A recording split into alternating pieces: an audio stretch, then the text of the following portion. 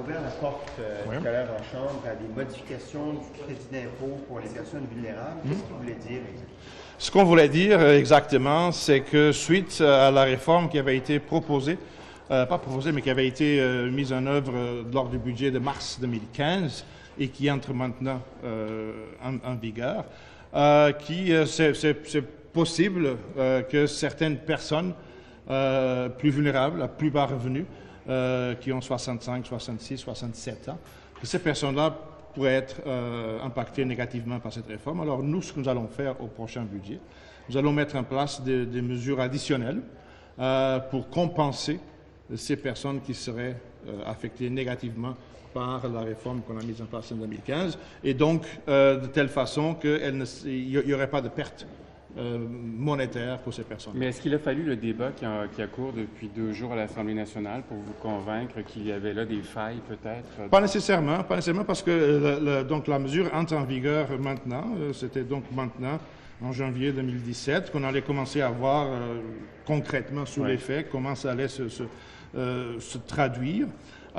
Et donc, on est toujours ouvert à ce que, quand une nouvelle mesure de nature fiscale ou sociale entre en vigueur, s'il y a des répercussions négatives non anticipées, qu'on puisse la compenser. Si vous permettez, le fait d'apporter des modifications au prochain exercice budgétaire, ça crée quand même des problèmes à des gens pour l'année en cours? Pas nécessairement. Ça pourrait, mais pas nécessairement, parce que vous savez aussi très bien que des mesures de cette nature-là peuvent toujours être mises en vigueur rétroactivement. Très bien. Donc, pour ne pas rendre les choses compliquées, ça peut se faire de cette façon-là. Quand avez-vous constaté qu'il y avait un correctif à faire? Écoutez, on a commencé à constater que ça pourrait avoir certains donc ces effets-là. Donc, après le 1er janvier, donc quand les personnes se sont rendues compte qu'en effet, ça allait entrer en vigueur. Il y a toujours des cas types qui des fois ne sont pas couverts par toutes les choses qu'on met en marche. Est-ce que vous donnez un exemple concret de personnes qui pourraient se retrouver dans une situation justement de 2 eaux?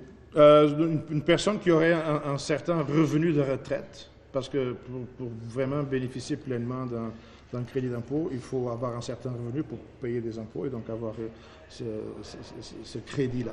Ça se pourrait très bien qu'une personne de 66 ans, qui aurait un revenu de retraite pas très élevé, mais quand même, disons, au-delà de 18 000 $, pourrait se trouver dans une situation un peu plus précaire.